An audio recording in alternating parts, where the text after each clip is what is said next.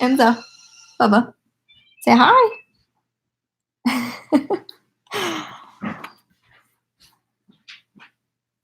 Can you guys hear me and see me?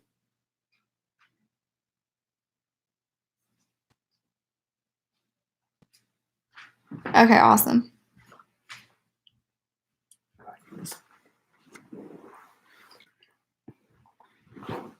You gonna lay down, buddy? Oh. Enzo's gonna hang out with me on the couch today while we do this. Lotus, you wanna say hi? Lotus. Who is that? You see that papa?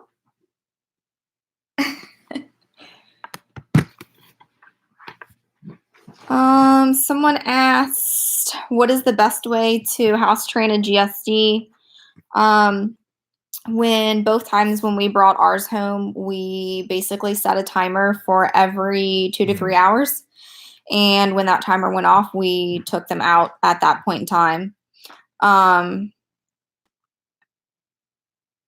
I'm trying to expand my screen here.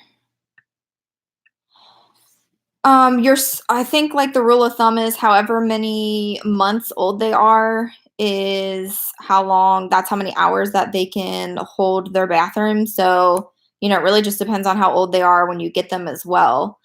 You could get an older German Shepherd, rescued, and they may not be housebroken. So if they're 3 months old, then you would set a timer for every 3 hours, basically. And then just take them out. And we followed through with that actually through the night as well. For the first, probably, what do you think? Couple months we would do that at night until we didn't have any more accidents. Yeah, I mean, really until you don't have any more accidents. And even with both of ours, as vigilant as we were about taking them out every few hours, I mean, both of them still had accidents. It's inevitable. I would definitely, like, if you have carpets that you can pull up, I would pull those up, because we have like bamboo floors in our house, and we have area rugs throughout the house, and we just pulled those up. And then that way it wasn't that big of a deal. But yeah, to house train, it's just, you gotta be very vigilant about it. Enzo's here. Bubba. Someone's asking for you. So I got my Halloween collar on today. We got Enzo from a breeder in Antwerp, Ohio. I think their name is called Von Schmidt German Shepherds. But the last few times that I have checked, I don't think that they're breeding anymore. You could always, like, if you just Google Von Schmidt German Shepherds, their website will pop up, and you can see like previous litters that they've done and whatnot. But like the last couple times that I have checked on their website, I don't think that they're breeding anymore. But that's where we got Enzo from. And I think that was 3 or 4 hours from where we live. Yeah, we drove a pretty good distance to get him. Yeah.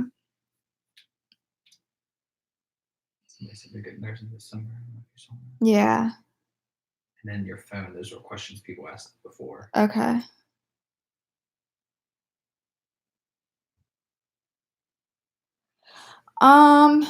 Someone says, I want to get a first dog and I want it to be a German Shepherd, but I don't know if I should adopt or go to a breeder. That's completely your preference. We don't really have a preference on that. We have gone through a breeder both times, but it's not like we really made that decision. Do you think, babe? We didn't really make that decision. We looked at shelters. Yeah, I mean, it's harder to find them, honestly. It's harder to find them through shelters and rescues for some reason. I just think that because it's such a popular breed, like as soon as they come into a shelter or like a rescue facility like that, like they're gone very quickly because, everyone really enjoys that breed. Like imminent danger one that people can Oh yeah, there is a is that the website? Yeah. There's a website and it's like, yeah, Will's gonna put it in the chat for you guys, but it's like imminent danger. And is it all German Shepherds on there? Most. I mean, they'll take whatever, but Yeah, there's a lot of German Shepherds on that website that he You can also just just foster them posted too, there. so Yeah, and those are ones that are in actual, like, they have been through some serious things and need people that, really want to take care of them. Like I said, if most we of them had a are short. bigger situation here, we would probably have multiple from that And website. imminent danger means exactly what it sounds like. Yeah. I don't know if people can hear me, but yeah, I mean, it's mostly shepherds, but there's some other dogs on there. James, no, our dogs are absolutely not outside during the day while we're at work. Our dogs are strictly inside dogs. The only time that they're outside is when they are with us. So even if we had a fenced in yard, which our yard is partially fenced in, but even if we had a full fenced in yard, we just are not the type of people that just like open the door, let the dogs out, and let them do whatever they want to do in the backyard. They're always monitored. So no, we do not. We don't leave our dogs outside when we're at work. If people don't want to click the link now, I pinned it to the video so that it'll be there forever. Okay. So I don't know if they can hear me. And then also the other thing is, James, to kind of branch off of what you said as well, is I'm the only one that actually goes to a physical work. My husband works from home. So we're not really in a position where, they need to be cared for or anything during the day because he's home with them all the time anyway. Oh, you're welcome. We have neutered both of ours. So from the research that I've done and the little bit of education that I have on that particular subject is that it's good to leave them intact up until about a year. And then after a year, you start getting into the point of where it could be a health risk. So as far as I know, like some of the research that's scientifically been done, a lot of males that are left intact for too long can get like a certain type of cancer. And like I said, I'm not like super educated on that. It's just from the small amount of research that I've done with wanting to know, should we get ours neutered? And so from the gist of everything that I've read, it's the majority is, once they hit about that year mark is when you want to neuter them. It's good to keep them intact up until about that point because you want them to get like all of the testosterone and hormones and all of that good stuff. You want them to have all that in their body, until they mature. And then once they kind of reach that point, you can neuter them. So again, that's probably a personal preference. I don't know that there's really a right or wrong answer with that. I just did not want to take the risk of either of ours getting cancer from not neutering them. And so we were just made the proactive decision there. But like I said, I'm not super educated on that, so I don't know if I'm giving you the right answer. What age do you think would be best age to get a German Shepherd, older or younger? I mean, that again is a personal preference thing. We have gotten ours when they're puppies because we want to mold them into the German Shepherd that we want them to be. So a lot of the times when you adopt them and they're older, they have some, behavioral things going on, or maybe they weren't trained, and it's a lot harder to break those habits once they're older. Now, you definitely can. It's just a lot more work. So if you have the time to invest in that, that's perfectly fine. And then the other thing that we took into consideration is we have a cat. And so when we bring any new animal into our home, we always want it to be smaller than her, which I think Enzo was about the size of her when we got him, because we got him early. If some of you who follow us know, we got him when he was 7 weeks. So he was still really small. Now, when we brought Lotus home, I'm pretty sure Lotus was still a tiny bit bigger than Raleigh was. So we just like to, that's just our personal preference and what fits kind of with our lifestyle and what we have going on here at our house. But I don't think that it really makes a difference. If you want to rescue them or adopt them or buy one when they're older, just keep in mind that you probably need to know a lot about their background and kind of what they've been through. Are they a rescue? If they are a rescue, why are they a rescue? Were they mistreated? Have they been abandoned? Were they surrendered? That type of stuff. So then you can kind of prepare yourself, how much time are you going to have to invest, in the new pup to kind of get them where you want to be. Let me scroll back up here. So how can you tell between play fighting and aggression? Um, I know it's if you can't hear Will, he said you just kind of get used to it. Um, it's very easy for us to tell, and I don't really know a good way to tell you how we tell. And if you have kids, I think it's a similar situation. Like, when it's a real cry or a fake cry. It's just kind of one of those things. Enzo never gets aggressive when he plays with Lotus. However, Lotus will sometimes overstep a boundary, and as soon as he does, it's in the tone of the way that he's growling or the way that he's barking that I can tell, and it's an immediate command of just off. Because at that point in time, they need to be separated from each other, and just take a timeout, and then they can get back together 30 seconds later, and they're perfectly fine. So I don't really know a good way to tell you how.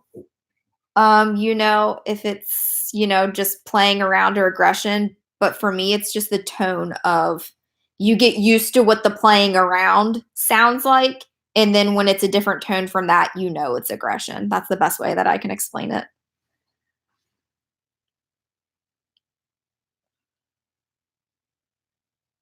Let's see.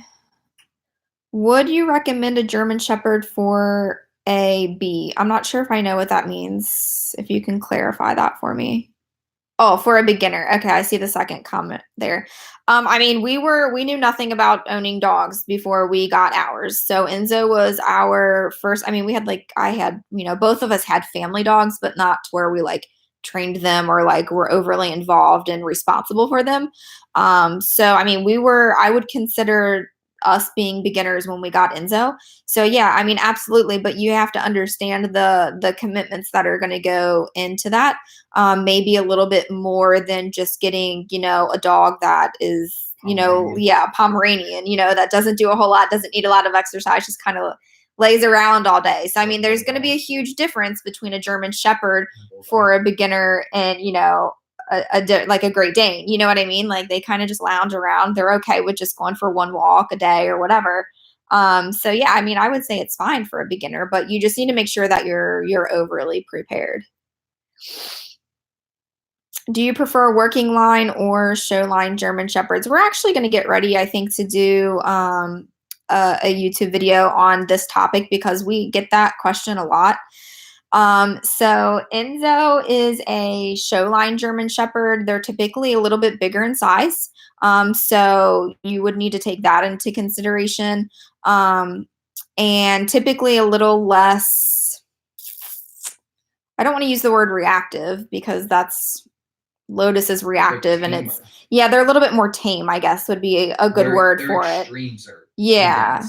They're just a little bit more tame, but the show lines are still highly, highly trainable. They still require a great deal of exercise.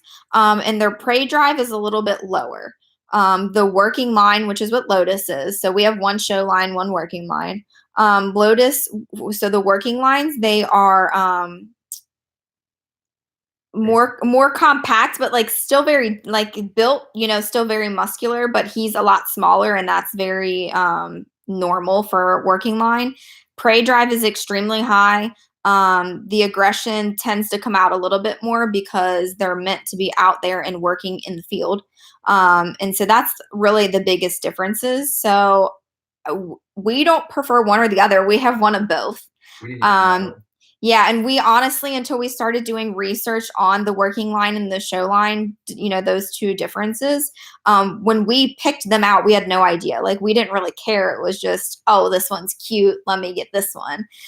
So we don't have a preference either way, but, you do probably need to prepare yourself for the differences between the two. If you are wanting one that's a lot bigger in size, like how Enzo is, then you might want a show line German Shepherd.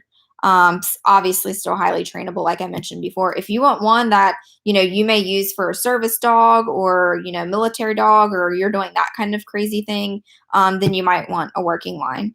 But they can still do it. Yeah, they both can still do the same exact things. It's not like Enzo can't do something that Lotus can't do and vice versa. They both can still do whatever we would want them to do or train them for. Enzo could be a police dog. You know what I mean? Like, it's not really so we don't really prefer one or the other. What age should I start walking my GSD so I don't over-exercise the puppy? We started walking ours really from day one, but it was very, very short walks. So what is that? Maybe 100 yards? Not even, probably 100 yards. Not even. Maybe like 60 yards round trip or something. Yeah, 60 yards round trip. And it literally is like we live halfway down our street, so we would walk the other half and then back to our house. And maybe just a couple of times a day. I definitely wouldn't recommend like doing any kind of crazy walking for like you wouldn't want to do like 20 or 30 minutes. It's just that their joints are just so delicate in that stage. Come back and pass out. Yeah, and That's how you know. Really. They'll come back and they'll sleep forever, but you don't want to mess up their joints and their hips and their elbows especially, and just when they're over exercised at an early age, it just really can mess with that. So nothing high impact or anything like that. I mean, you could really just get away with going out in the yard and playing for maybe 10 or 15 minutes like tug, with a rope or something like that. When Enzo was a pup, we would literally just in the street back and he was done. Yeah. So like Will saying, when we had Enzo, like we would just go out and walk, halfway down the street and back. And then he would come back and he would sleep for like 5, 6, 7 hours sometimes. And I would be like, is he like sick? Because he slept so much, but they really don't require that much exercise at that little of an age. Let's see here. My husband and I are planning on getting 2 at the same time as we do both work. I've seen many people use the Nuvet brand supplements. Do you have any knowledge of these? I do not, Kelly. I do not know what those supplements are. Can you Google that for me? Nuvet, Nuvet, Nuvet supplements. We give our supplements, but they are called Dasaquin. And that's just like a joint supplement, which you can't start giving that to them until they're 6 months old. And then we also do fish oil, and that is also a joint supplement. Kelly, let me get back to you on that. I'm going to have my husband look that up. What is it? Just like they don't specialize? Lots of things. Yeah, I don't know anything about that brand. Should I send my German Shepherd to a school that's in the area? Shrek, do you mean by school like training, or do you mean school like puppy daycare or like puppy? I don't know what you really mean by school. Yeah, Gordon says don't do high impact exercise. Yep. He's exactly right. Can y'all make a video on how you and Will to teach Enzo and Lotus how to heel? Hector, we probably get asked this twice a day, maybe more. This is just not something that can be taught through a video. At least I can. Yeah, at least my husband would be the one to do it. I can do it. He does it a lot more often than I do because he's always with the dogs and I'm only sometimes with the dogs. But it's just not something I don't think that we would be comfortable teaching other people how to do, because it's not as easy as it seems. It looks easy for us, and especially because we're doing it with both of them. But you have to understand that we went through 8-week training sessions with both of them to get them to that point. So it's not as easy as just putting on an e-collar and saying the command heel and then Honestly, them doing it. They learned the command heel in about 20 minutes. Yeah. But to be able to do it to where I feel safe enough to take them to a park and do it like how I do in the videos, that was weeks and weeks and weeks. Yeah, it's a long process. And it's just, I don't want to teach it. I would think that you would almost have to have an e-collar to do it, or they would have to be very driven by snacks. I would not be comfortable doing it without the e-collar.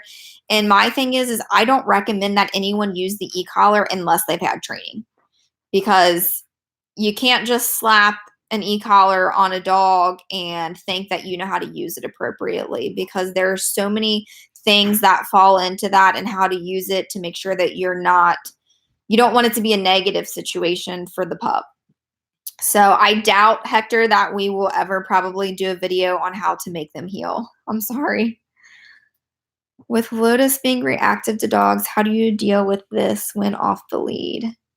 Also, any advice, tips that you guys are using to reduce, manage their reactivity? Is it something? Okay, so Aaron, your question is a loaded question. So Lotus was reactive from day one. I don't think that we realized it until probably a couple weeks into actually having him. Our dogs are always off leash. So when you say, how do you deal with it off lead? That's the only way that we know how to deal with it, because we don't leash our dogs because they wear the e-collars, and they've been through advanced training. With Lotus's reactiveness, so, we've been in plenty of situations where we're at the park, him and Enzo are playing around, here comes another dog with their person that's walking them, and Lotus sees it and he immediately reacts. And it's, when they do that, it's not just a normal bark or, hey, I'm here. It can be a scary situation. With Lotus, we give him the off command. And if he doesn't move immediately back to where we are, then he gets the stimulation for it. And we typically, in that case, will put him in a heel, because he does a lot better when he's in that structured environment. So we have found throughout training with him that if he is not in a command and there are other dogs around, he'll just absolutely go crazy, off the chain. If we put him in a heel or in some sort of command and there's other dogs around, it takes it down about. There's also, it takes down a lot. There's also it takes it down a significant amount. There's also a bubble presence too that gets bigger every day. Yeah. It used to be he would freak out if he saw a dog literally across the park. Yeah. Now we can go there, and as long as they're 10, 20 yards away, he looks at him, but So I don't know if you can hear Will or not, but like in the beginning when we first started this whole learning that he was reactive, we could be, over 100 yards away at the park, and if he saw a dog across the field, it was off the chain. I mean, just craziness. Like run to him. And start running towards him. And like even when we would recall him, it would take us 2, 3, 4 times to say come, and then finally he would come back. Now that bubble has gotten a lot smaller now. So well, depending on how you're looking at it, now we can go to the park and really, unless it's pretty close. The dog has to be pretty close to us for him to react. So we've made huge improvements in the way that we have done that, Aaron, I've like totally gone off track now. Is we expose him to it, which is the opposite of what you want to do. You know what I mean? Like naturally you're like, no, like that's embarrassing. He reacts. It's stressful for me. It's stressful for him. But you have to put them in that situation, but in a controlled manner, to kind of help them overcome that. And that's how Lotus has gotten as good as he is. He's truly, so much better than I ever thought he would be. Now, I don't think that we're exactly where we, imagine that we're going to be. I think it's going to continuously get better. I don't think that it's ever going to 100% go away. I really don't. My husband disagrees with me on that.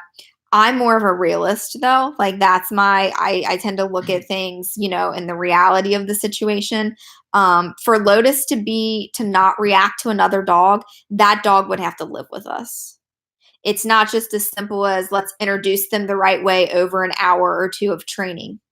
That does not fix it. We've done that through training with him. It does not work.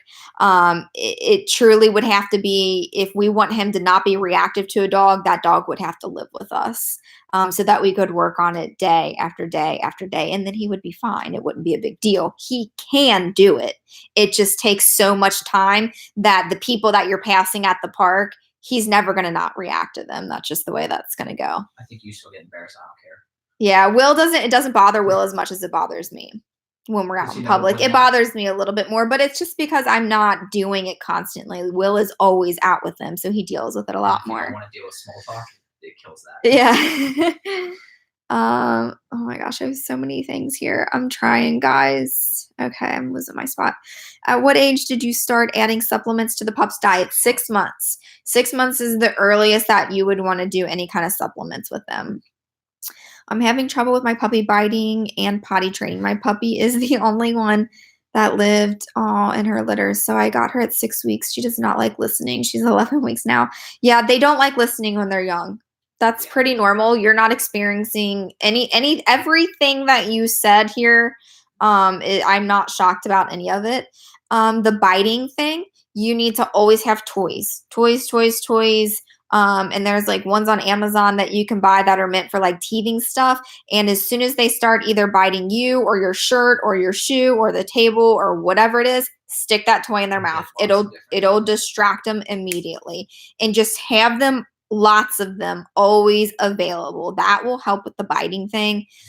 Yes. The other thing is if they bite you, you need to react very absurdly. So you would like yell out like ouch, but like very high pitch because you wanted to almost like shock them like, oh crap, I did something I wasn't supposed to do. If they do it to another puppy, that's yeah, because if they do it to another puppy, that other puppy is going to whine and squeak, and then it's like, oh, I'm not supposed to be biting them. Well, they don't know that if they're not around other pups. So the only way for them to learn that biting hurts and biting is bad is for you to react how another puppy would react to it, which is by like screaming or, ouch, but like in a very high pitched squeaky voice. The potty training thing, so she's 11 weeks now, so 4, 8, 12. So I would set an alarm for every 3 hours. And no matter what, if you think she has to go or doesn't have to go, if she's sleeping, not sleeping, playing, whatever she's doing, every 3 hours, you need to take her out. Make sure you always have treats in your pockets or on you somewhere. If she goes to the potty, it's immediate treat, like literally immediately, and lots of, jumping up and down and praise and good girl and everything else. You don't have to wake them up, but I would. They wake them up. They wake up. Yeah, definitely. If she's sleeping and wakes up, do not let her do anything before you run out the door. Literally, when they woke up, when ours did, we ran for the door because that's the first thing they want to do when they get up. And if you hesitate to unlock the door, they'll just be right there. Who do you find easier to walk if Will isn't around? Enzo. To answer your question, Richard, if you watch any of our videos and Will and I are together and we have both of their e-collars and their little remotes that go with them, he'll always ask me, which one do you want? And I'll say Enzo. And he goes, yeah, of course you do. Because Enzo is so much easier. You don't have to tell Enzo. Yeah, Enzo, like, and especially out in public, Enzo, like, he knows, like, okay, we're going into a store. Like, he puts on a completely different character. He's like, all right, I'm in working mode. Like, this is the deal. And he is so very serious, like, when he is in those types of situations. So he's so good when we go out in public. Lotus, we're still working on socializing him. He'll get there. Oh, Will's pointing because he wants you to see Enzo. Oh, he opened his eyes now. Bubba, you got the sleepies? He doesn't get to get on the couch much. I just let him up here today because we're doing this. Let's see. How do you know when they get a cold? Can they catch a cold? Yeah, they can. And honestly, I don't know exactly how to tell, but I can always tell when ours don't feel well. Yeah, like their nose usually is a little bit drier than normal. And typically they're very lethargic, and Sandra, you might notice like they're not eating or drinking or going to the bathroom like they normally would. Enzo had something not too long ago, and it was like right after I was sick, and I always forget because like I'm constantly kissing on both of ours. I always forget, like when I have a little cold or a sinus infection or something, I need to refrain from kissing all over them because they really can catch, similar to what you have. And I thought, oh, I bet he caught what I had. But he was only down for about 2 days, and then he bounced back. He was perfectly fine. Sandra, you could always reach out to your vet too if you think yours has a cold or has a little sickness going on. Let's see. Any plans to do agility with them? No, Gordon, I doubt it. We only teach them stuff that benefits us, really. Yeah, we're more of like we teach them things that benefits us. Like we don't do any like crazy. Like sometimes I see people and their like training is like trick training, where they can open doors or get a bottle of water out of the fridge. Like we don't really do any of that kind of crazy stuff with them. Theirs is just mostly like obedient stuff. that makes our lives easier, if we want, because we want to take them everywhere with us. So just things that kind of make it easier for us when we take them out in public. Enzo can't open the Fructose, how do you deal with Lotus's reactive behavior? It's tough. I'm not gonna lie. It's tougher for me than it is for Will. But we work very diligently all the time with him. It's a constant, literally, I mean, stepping out of the house, we have neighbors who have dogs and he's reactive to them. And so I mean, you're constantly on alert in that situation because you want to make sure that you're in control. And that the reactive behavior is very out of control. So we've come a very, very long way from the beginning, how he was when we first started with him. He's so much better. But it's tough, but you have to really expose them to it. The only way that you're gonna to be able to manage that reactive behavior is you have to put him in situations where he will become reactive and you have to correct that behavior. And it's constant every day, over and over and over again. And it very slowly starts to get better. Let's see. David says, good job, Will, of training the dogs. They get out of the FJ at the park and will not leave the sidewalk. Yes. Yeah, we're very crazy about that. They get out, they have to come, they have to sit and wait until we're ready to go. That's like something that we taught them instead of like how to get a water bottle out. Yeah, like that's the type of training that we work on with them. We want them to always be focused on us in those types of situations. Those are things that makes our lives easier because we know that they have to do that. And so we don't really have to be worried, okay, is someone, speeding down the parking lot or pulling into this parking spot. Like our dogs are here. That's the rule and they know it. And I taught them that because one day something happened because they used to just get out and wander. And something, nothing crazy, but something happened and I was like, okay, this is going to be and that's all it took is just a very small situation of one time where it kind of probably scared Will. And then he was like, oh, nope, we're going to do it this way. And so we just were, and they pick up on that stuff so quickly. I have a German Shepherd that's 6 months and he's biting a lot. How can I stop that toys distraction, Mario? You need to have lots of toys available, ropes, squeaky toys. We have like these little rubber, they're called like teething toys. I think we got them off Amazon. I don't think Amazon sells that specific one anymore. But you have to have them everywhere in every room. And as soon as the German Shepherd is biting, if it's on furniture of some sort or an object, I would stick that toy in his mouth. If he's biting you, I kind of explained this a little bit earlier. You need to kind of yelp.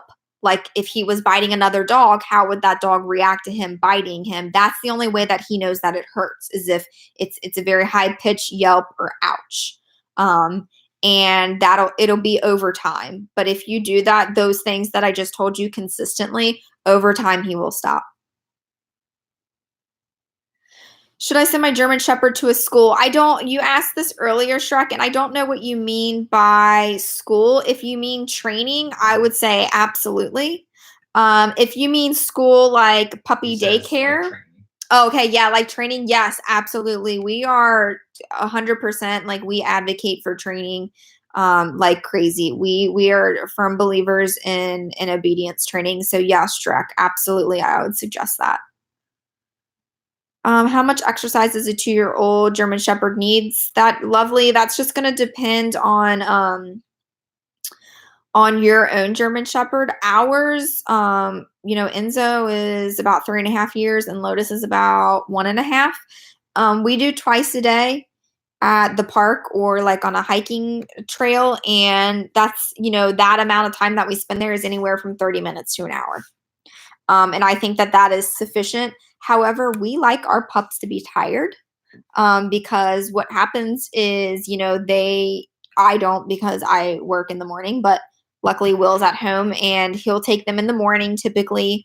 And then they come home, they eat after they have calmed down a little bit and then they sleep for a good portion of the day because they're tired and worn out.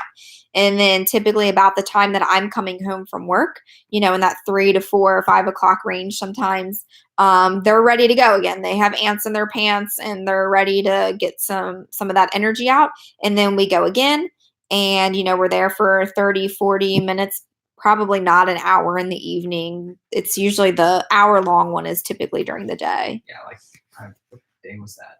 Tuesday or Wednesday? Yeah, it was like an hour and a half, you guys. We went for like a hike and stuff. Yeah. But it's all low. Yeah, in the evening, 30, 40 minutes, something around there. And then we come home, we let them calm down, they eat dinner, and then they're done for the night. And so we just like our pups to be tired because they behave well when they're tired. And they need to get that energy out. That's good for them.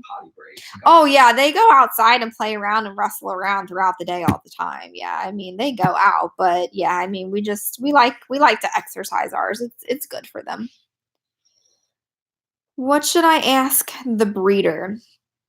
Well, that's going to depend on exactly what you want to know. So, I mean, if you have specific needs, like you want the calmest one of the bunch, then I would ask your breeder, to help you pick out the one that's the calmest. If you want the biggest one, it really just depends on what you're looking for, in their personality and what type of pup you want. We didn't ask our breeder a whole lot of questions like that. We picked ours out of just like looking at pictures and whether, we didn't even really, male, female really didn't matter to us. But obviously if you want a male or female, that's going to be a question you want to ask. I would always ask about parents. It's good to know, how big was mom? How big was dad? Are mom and dads there like living with the pup or, because a lot of them, they breed them with, people that live in other places. And so, you could, you could ask the breeder really anything that you wanted to know. I don't really have like any specific questions that we go in with when we get ours. But someone else might have a good response to that one. Oh my goodness, there's so much stuff on here. I'm scrolling back up. Let's see.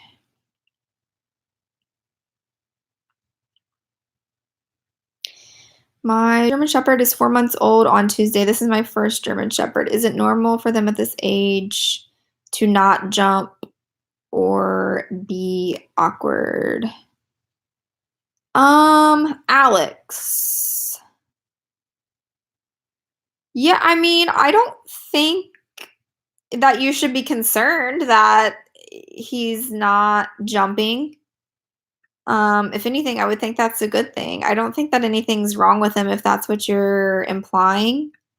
I don't know. I'm a little confused by that question. I think that he's fine. If you think that it's weird that he's like not meeting milestones, I think maybe is kind of what you're asking because most German Shepherds at that age are probably jumping and being awkward and being crazy and flopsy and everything else.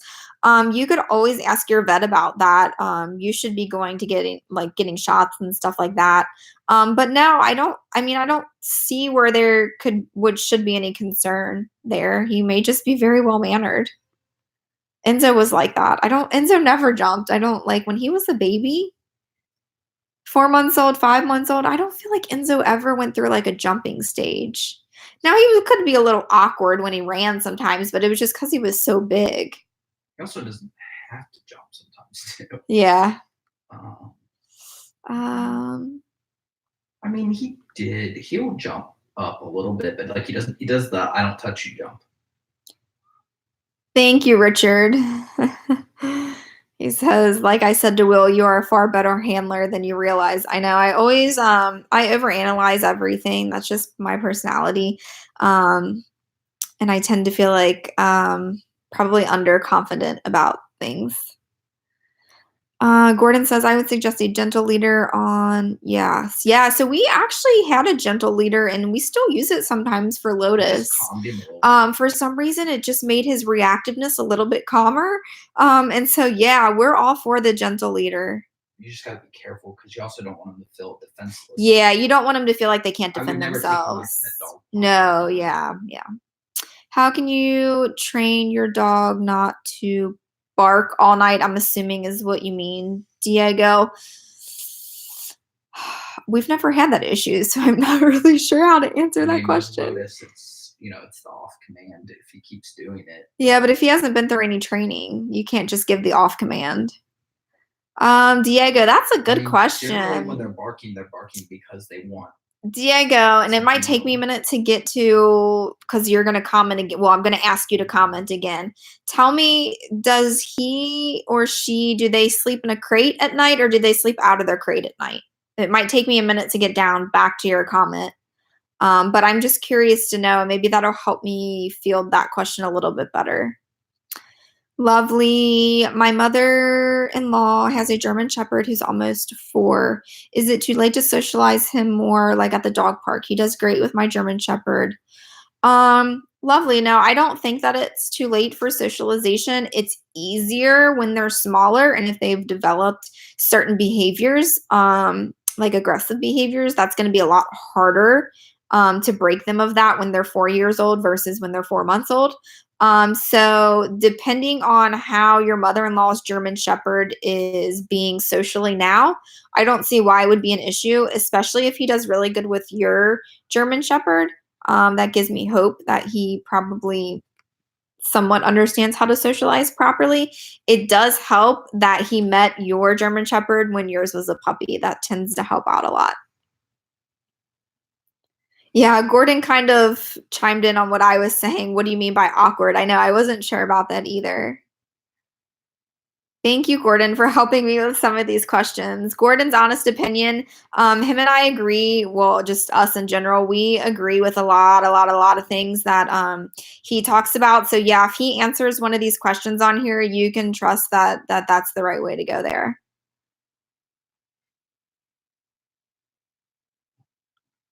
Let's see.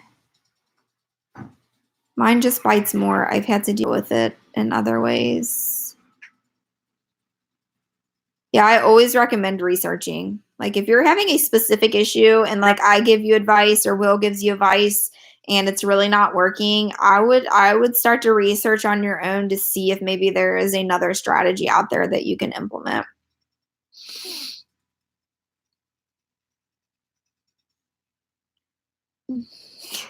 Riley.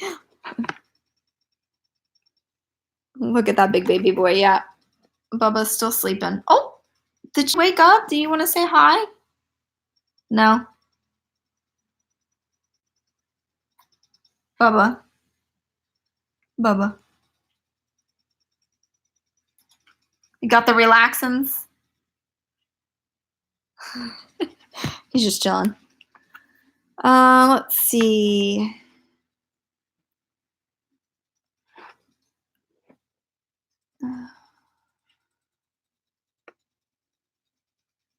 There's also lots of, Riley, I can see you kind of talking about like aggressive dogs, and there was a couple other people that were saying similar things. There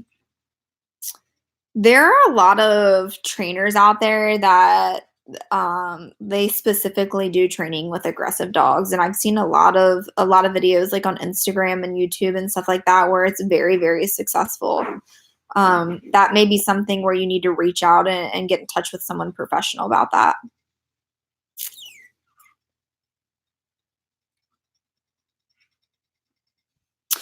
So Riley asks, did you have any difficulty with them and the cat? Not really. Our cat adjusts very well to other animals and change, which is really surprising because she's not like the nicest cat ever, I don't feel like. She likes Will more than she likes me, so I always kind of pick on her a little bit. Then Enzo never had an interest in the cat.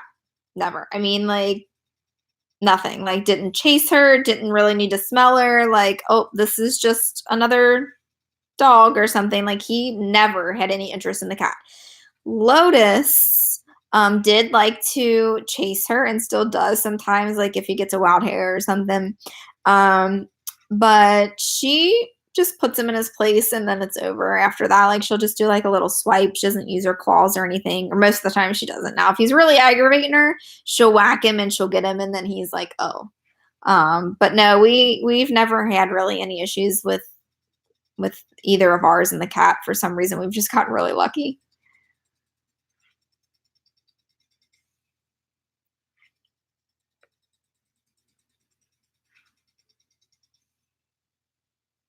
Yeah, Gordon, I know. It's a struggle with the reactiveness situation. It does get better with time though, and lots of training.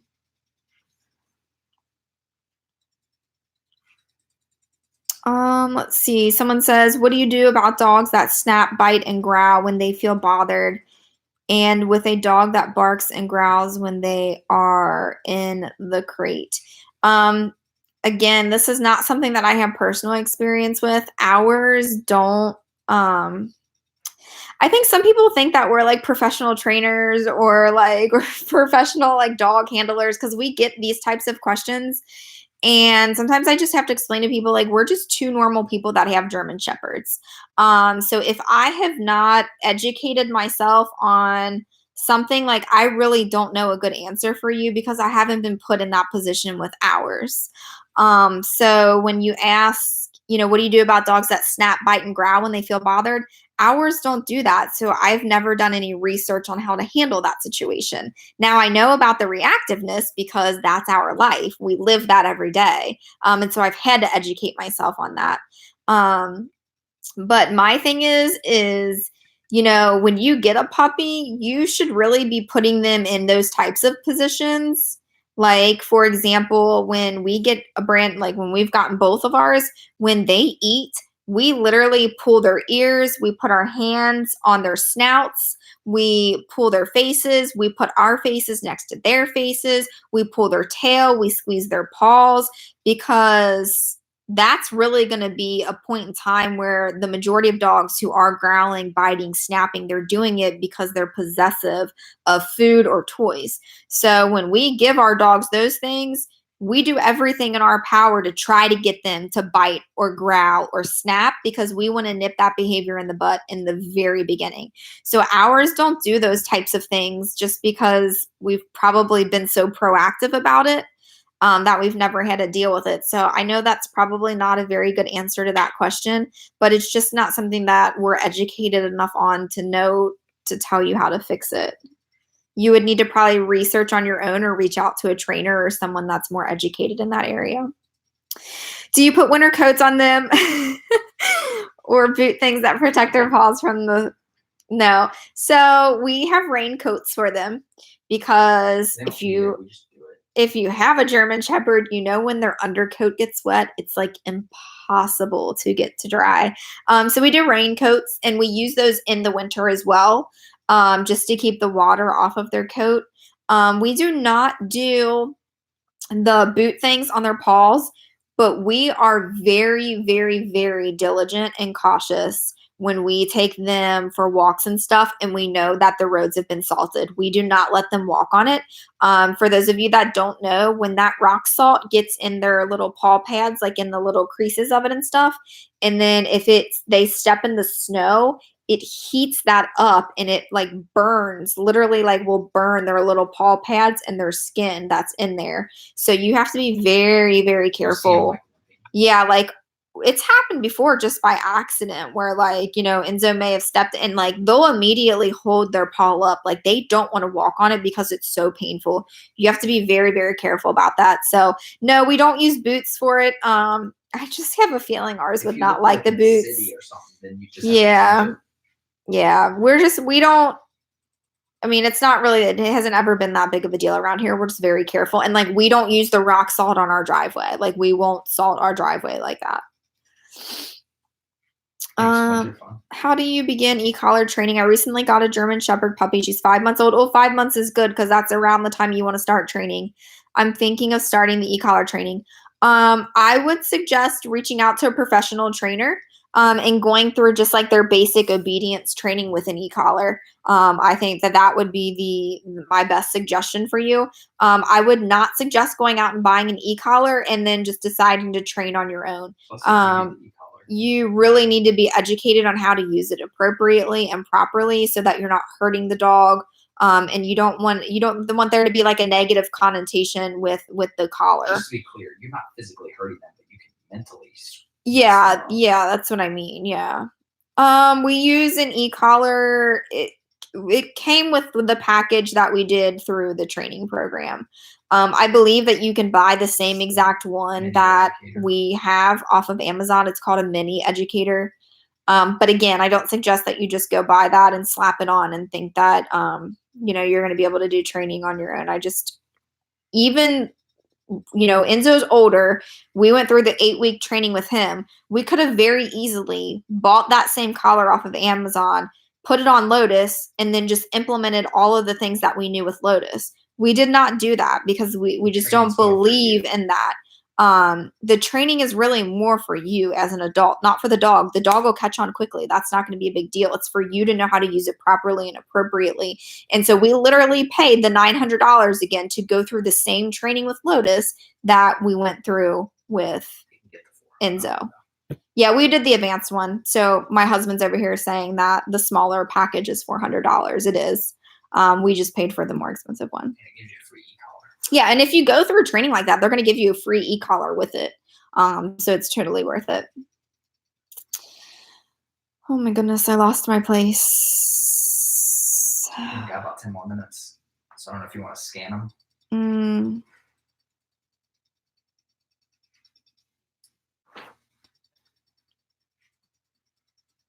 I don't know if you told anybody that.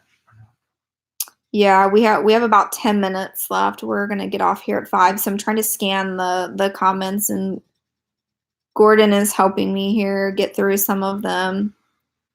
What keeps them busy on rainy days? Rain.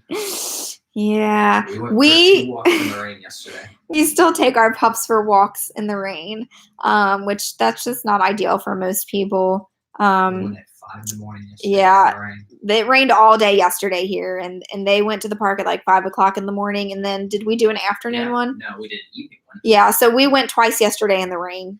I mean, but you could do other games like tug, find, or like hide and seek is another one where like you hide one of their toys or hide a treat or like some peanut butter or something. And then have them seek it out and find it. You can take them to like Lowe's if you're Lowe's, or Home Depot lets you take pets in. Like you can take them there and walk them around the store, things like that. Riley responded to that one. I didn't even see it. He said, "You take them out in the rain." Yep, we do. Yeah, Lovely says, I have a toddler. I'm not going to go out in the rain. That's what I said. It's not practical for everyone. Will and I don't have any kids, so it's much easier for us to do those types of things. So yeah, I absolutely don't. I don't blame you, Lovely. Just so everyone's clear, though, you don't go out in the rain. Yeah, I don't usually go out in the rain. Will does that. He just wants to make that clear to everybody watching. But we can't film those because stuff gets wet. That's a big yawn.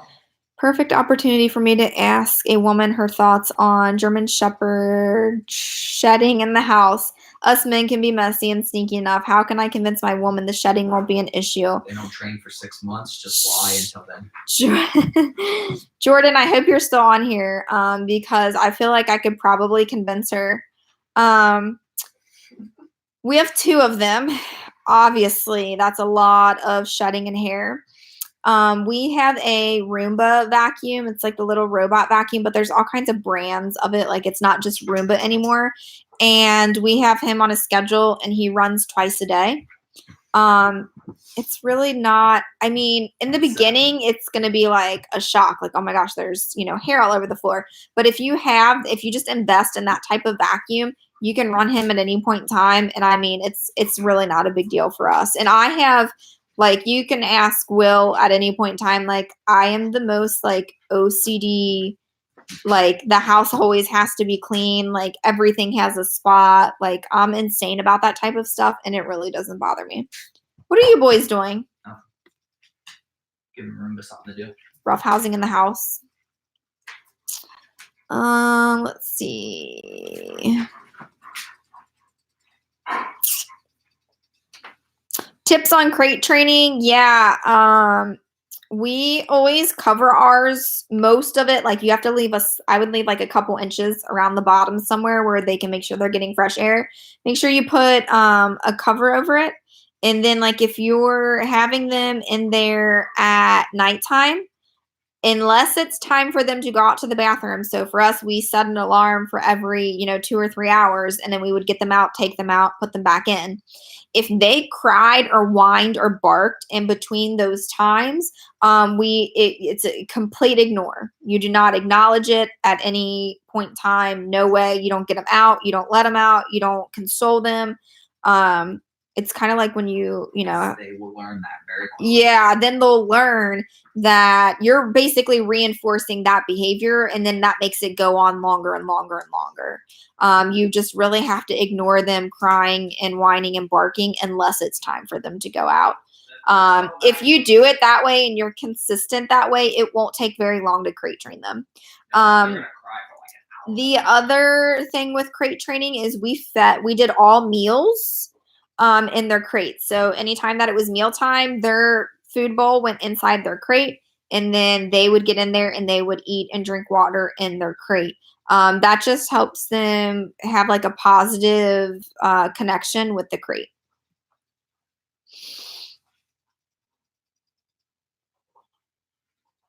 Yeah, shepherds are clumsy as pups. I think it's just because their bodies are so awkward. Like, they're so large, but they're still very young in age.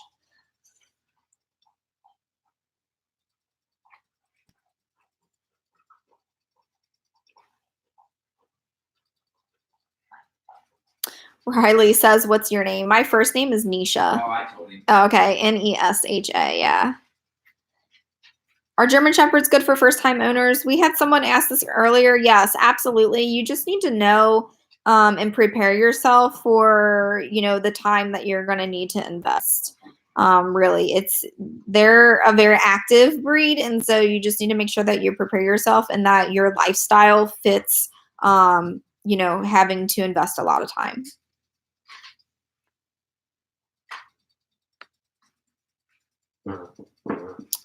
Trident, you said, is it really necessary to go outside with a German Shepherd twice a day? For us, yeah. For you, that's on you. If you don't want to exercise your pups twice a day, that's your personal decision. My thing is if you own a German Shepherd, it's an active breed, that they need a lot of exercise. Yes, absolutely. I think it's necessary that they go outside twice a day. Yeah, I think it's important that they get that exercise, at least. Yeah, my husband is saying at least. Absolutely. I mean, there's some days where it's 3 times that we take them to the park and we're going for an hour each time. I mean, yeah, if you have that breed and you know what they need and their quality of life, yes, absolutely. How many times a week would you recommend? Because I have a job and other things to do and can't go all day with my German Shepherd. I mean, to me, it sounds like I'm not sure that you know what I mean? Like, getting a German Shepherd is a lifestyle change. I understand, like, you have to go to work. You don't get to work from home. But yeah, I mean, they need to exercise multiple times a day, and that may just mean rearranging your schedule, or, I'm not really sure if I have a good answer for you on that, because, our lifestyles allow them to do that. And that's always what I'm going to recommend. I would never, sell that short. I think it's important that they're exercised that many times a day.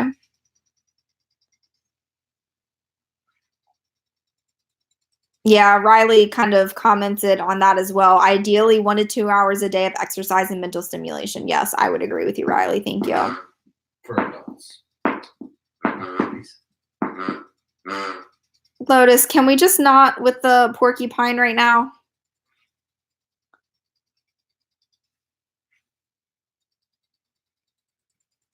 Give them antlers.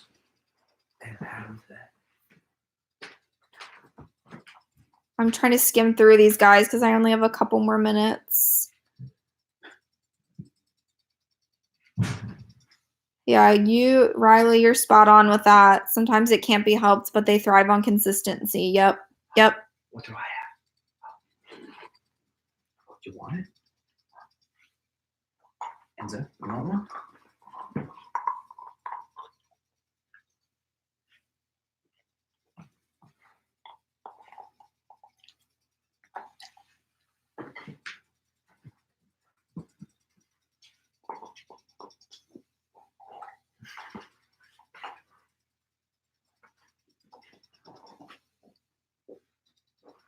I'm kind of just skimming through. It looks like Gordon has answered quite a few, and Riley's kind of helping out too. I appreciate it, guys.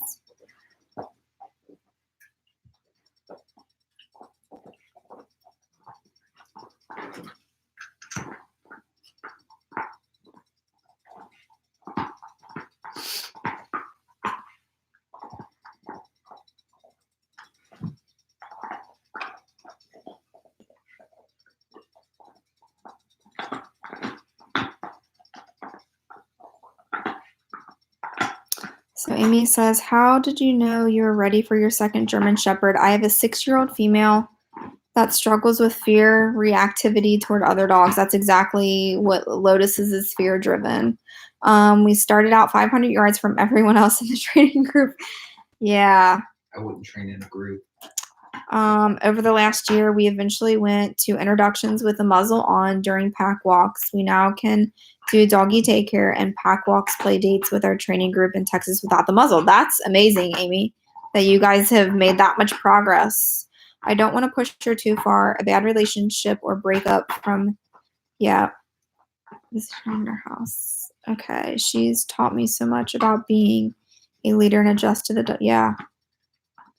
When I get a second, I really would prefer a female, but I've been advised that that might be a bad idea given her history with the female lab.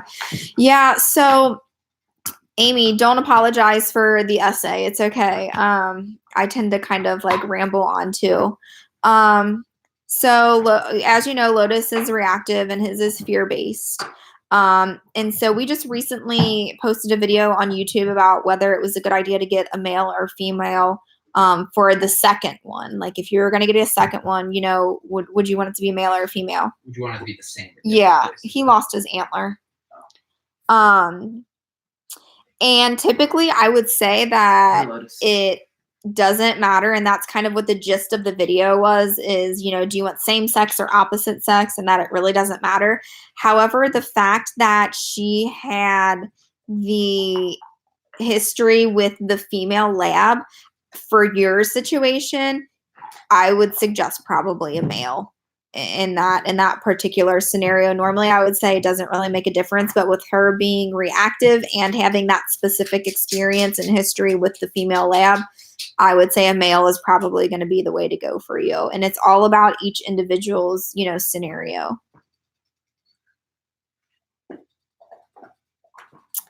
Kennedy, how old is Lotus? Lotus is 1 year and 4 months. Yeah, because he was born in June. So June, July, August, September, October. Yeah, so he's actually almost 1 year and 5 months. He's just the baby. Yeah, I like it too.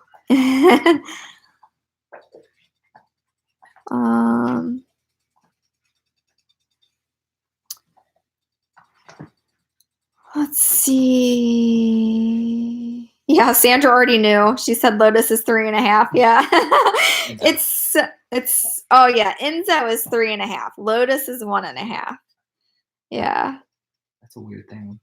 It's so weird for us when like people like know our cat's name, or they know how old Enzo is or how old Lotus is. Like that's such a surreal thing for us. But I mean, I love it. I love that you guys know that type of things and are able to answer for me in those scenarios. It's just such a surreal situation.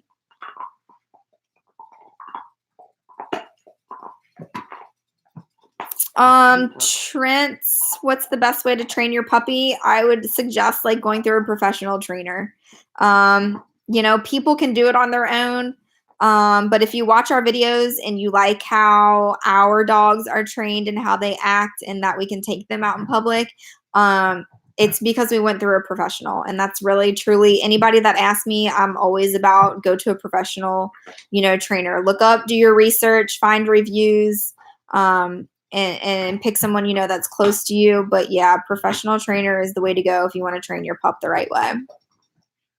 It takes them 10 minutes to learn something. It takes us hours. Yeah, it'll take you longer to learn the techniques and the strategies than it'll take the dog to catch on and learn them. The pups are easy to train. It's the humans that are hard to train. Amy, what is the chance of the male being reactive by following her example? Man, that's a good question. I never really thought about that. What's the chance of the male being reactive by following her example? I don't want to not be able to handle. Yeah, because he's going to be bigger if you get a male. See, and we got lucky because we had Enzo first and Enzo wasn't reactive. You could always adopt one that's a little bit older. Yeah. So you know. Amy, that's a really, really good, complicated question. My thing is, though, is I just like, Enzo is never, like, Enzo doesn't, even though Enzo's older, I even think if Enzo was smaller or younger than Lotus, I'm not sure that he would copy that reactiveness. I think the reactiveness is something that truly is like in their brain and in their genes. I don't think it's like a choice Lotus to be that way. Enzo is the one that's not normal. Yeah, I don't. That's so tough, Amy. I don't know. That might be a question for a breeder or a trainer. Like if you look up a professional trainer, that would be a really, really good question. And if you find the answer to that, like if you find an answer that you think is sufficient, reach out to us and let me know what the answer is to that, because that's not really something I ever thought of, and that is a really, really good question.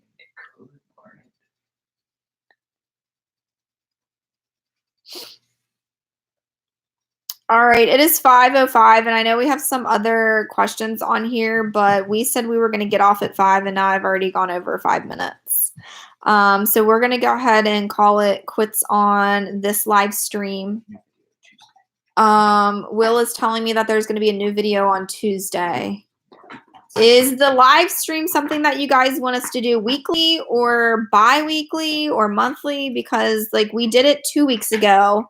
Or 3 weeks ago, and Will had mentioned a couple weeks ago about doing it again, but I was like, I don't know if I want to do it so quickly afterwards, because I don't want it to be boring for you guys. You might do like a find one or something, like an indoor game. Okay, so lots of people are saying they love the live stream and to do it weekly. Okay, so that might be something that we just kind of do every Sunday. I mean, we can try it every Sunday. I just don't want it to be like, and like the thing is like I didn't get to all these questions, and I would have loved to get to all of them. And maybe if we just do like an hour every Sunday, it won't. I just don't want it to be boring for you guys. You know what I mean? Like I want people to come in and get educated, and I just want it to be a good experience for everybody. So I don't want to waste anyone's time or waste our time doing it every week if it's not beneficial to you guys. So I guess Will and I will sit down and talk about that and see what we want to do. But I'm happy that you guys like the live stream. You guys want to say anything? Lotus is getting belly scratches. He's got his foot going. Lotus, are you in heaven?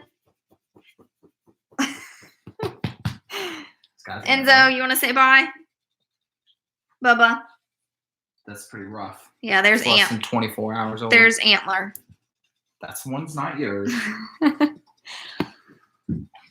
All right, Amy, let me know if you come up with a good answer to that question. That's tough. Yeah, because that one's older. I don't know. Yeah, that's a tough question, but let me know if you reach out and you get a good answer for that. Oh, that's good, Jordan. Thank you. I'm glad that it's like, I love that it's beneficial to you guys. That's how I want it to be.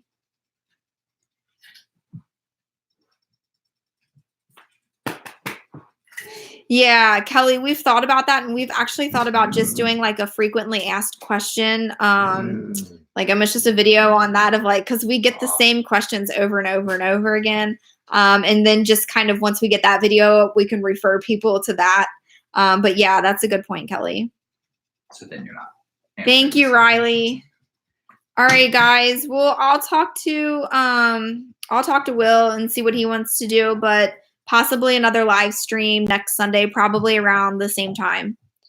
But thanks for being on here with us and asking really good questions and following us. We appreciate it. All right. And old videos are going up on Facebook. Oh yeah, and we're putting old videos up on Facebook. So if you follow us on Facebook, you'll see some throwbacks on there. anything else, babe, before I go and let them do their thing? Okay, he says he's finished telling me what to say. All right, bye, guys.